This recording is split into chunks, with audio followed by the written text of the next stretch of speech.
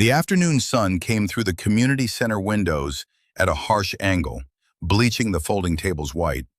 The air smelled like overcooked brisket and that particular brand of air freshener churches use. I stood in the doorway holding a casserole dish my ex-wife Linda had insisted I bring, watching my sister Carol point toward the far corner where the children were coloring on butcher paper taped to a card table. "David, you're over there," she said, not even looking up from her phone. "We need the main tables for the adults who actually contribute to this family." I was 52 years old.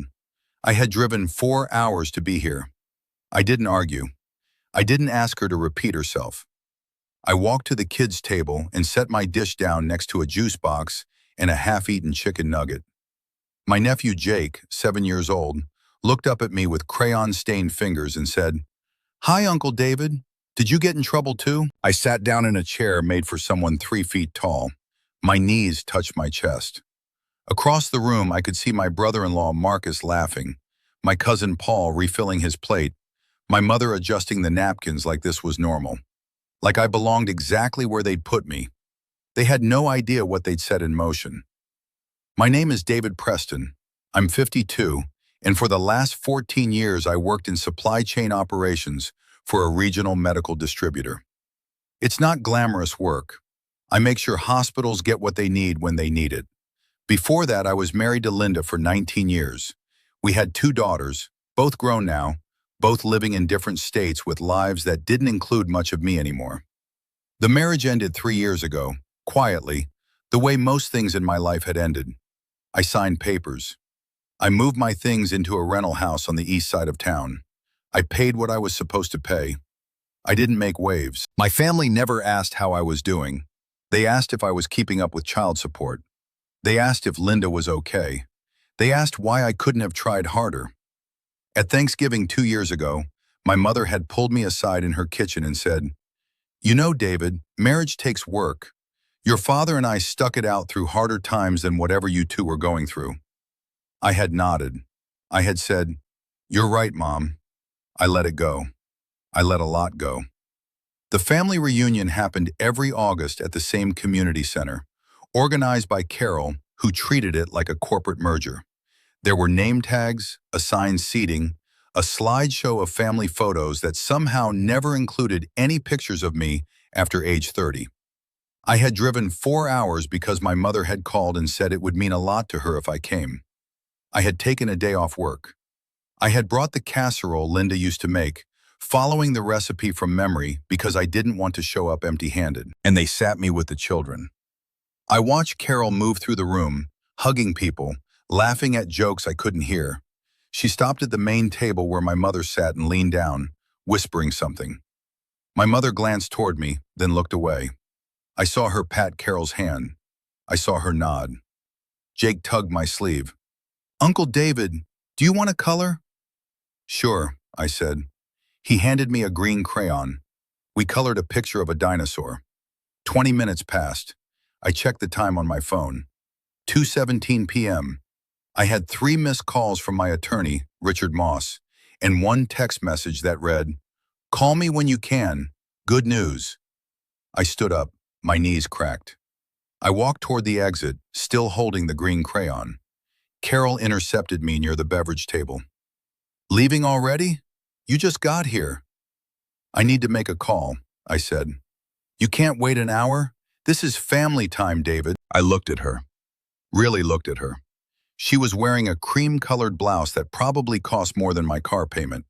She had the same pinched expression she'd had since we were kids, the same way of talking to me like I was something she had to manage. "Carol," I said, "do you know what I do for a living?" She blinked. "You work in a warehouse or something." "Supply chain operations. I coordinate logistics for 17 hospitals across 3 states. I make sure surgical equipment arrives before the surgery, not after. I make sure chemotherapy drugs don't sit in a hot truck. I've been doing this for 14 years. She tilted her head. "Okay." "I'm good at it," I said. "I'm very good at details." I walked outside. The parking lot was half empty. I called Richard back. "David," he said, picking up on the first ring, "where are you?" Family thing, what's going on? Judge signed off this morning, full approval. The trust is dissolved, assets released, and the lien is clear. It's done. You're done. I leaned against my car. The metal was hot against my back. All of it? Every cent, principal, interest, and the penalties she tried to stick you with. It's back in your account as of 10 a.m. She's also been ordered to cover your legal fees. I didn't say anything. David, you there? Yeah, I said. I'm here. Congratulations, he said. Go celebrate. I hung up. I stood in the parking lot for a long time, watching heat shimmer off the asphalt. Then I walked back inside. The room had gotten louder. Someone had turned on music. Carol was at the microphone, announcing the raffle winners. I walked past the kids' table, past the dessert station, straight to the main table where my mother sat with my Uncle Ray and Aunt Diane. I pulled out the chair next to my mother and sat down. Carol stopped mid-sentence. The music kept playing. David, my mother said, you're supposed to be... Mom, I said, do you remember 3 years ago when Linda filed for divorce? She looked uncomfortable. This isn't the time. Do you remember what she claimed in the filing? Uncle Ray shifted in his seat. Aunt Diane looked at her plate. She said I had hidden assets, I continued. She said I'd been siphoning money from our joint accounts into a secret trust. She said I owed her half of everything I'd supposedly hidden. Do you remember that? My mother's voice got quiet. Linda was hurt, David. Divorce makes people say things. She froze my accounts, I said. All of them. Joint accounts, my personal checking, my retirement. For 2 years, I couldn't touch my own money while her attorney filed motion after motion trying to prove I'd committed fraud. I lived on credit cards and borrowed money. I sold my car. I moved into a place that cost $600 a month because that's what I could afford. Carol had put down the microphone. The room was silent now except for a kid crying somewhere in the back. You told me I should settle, I said to my mother. You said fighting would only make it worse. You said I should just give her what she wanted and move on. I was trying to help, she said. You were trying to make it go away, I said. Because Linda came to you first. She called you and Carol and told you her version, and you believed her without asking me a single question. You told everyone at Christmas that I'd betrayed her. You stopped inviting me to things, and when I did show up, you acted like I was the problem. Marcus stood up from across the table. Hey man, this isn't cool. Sit down, Marcus, I said. I didn't raise my voice. I didn't have to. He sat down. I reached into my jacket pocket and pulled out a folded envelope. I placed it on the table in front of my mother. That's the court order, I said. Signed this morning. Turns out there were no hidden assets, no secret trust, no fraud. What there was Linda making false claims to leverage a bigger settlement. The judge didn't just dismiss her case, he sanctioned her, ordered her to return every dollar she'd frozen, with interest, plus my legal fees. It's all documented in there. My mother opened the envelope with shaking hands. I watched her eyes move across the page. I spent 2 years fighting this, I said. 2 years of depositions, forensic audits, document requests.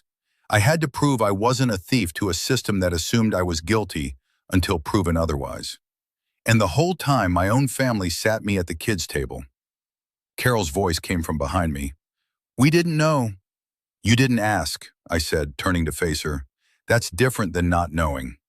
I stood up. My chair scraped against the floor. I came here today because Mom said it mattered, I said.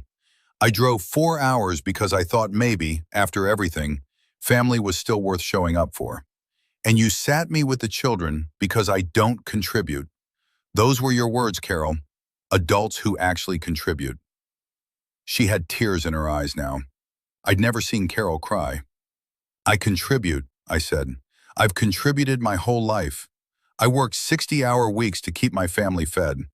I coached softball. I attended recitals. I showed up. And when my marriage fell apart, I didn't trash Linda to anyone. I didn't try to turn people against her. I took my daughters out for breakfast every Sunday I could, and I paid every bill on time, even when I had to borrow money to do it. I did all of that quietly because I thought being a man meant not making your problems everyone else's problem. Paul was standing now, and my cousin Jennifer. The room felt smaller. "I'm not angry," I said. "I just want you to understand something. Silence isn't surrender. Sometimes it's preparation. I didn't fight Linda in front of you because that fight wasn't yours to watch. I didn't defend myself at Thanksgiving because I knew the truth would come out eventually. I let you think what you wanted to think because I was busy doing the work that mattered." I looked at my mother. She was holding the court order like it might burn her. "You raised me to be steady," I said to her. "You raised me to handle my business without making noise." I did that. And when it was uncomfortable, when it made you look bad to have a son going through a messy divorce, you chose comfort over me. You chose Linda's version of the story because it was easier to believe I'd failed than to trust I was telling the truth. She started to speak, but I held up my hand. "I forgive you," I said. "All of you. I forgive you because staying angry takes energy I don't want to spend. But forgiving doesn't mean forgetting. It doesn't mean pretending this didn't happen." I walked toward the door. Carol called after me.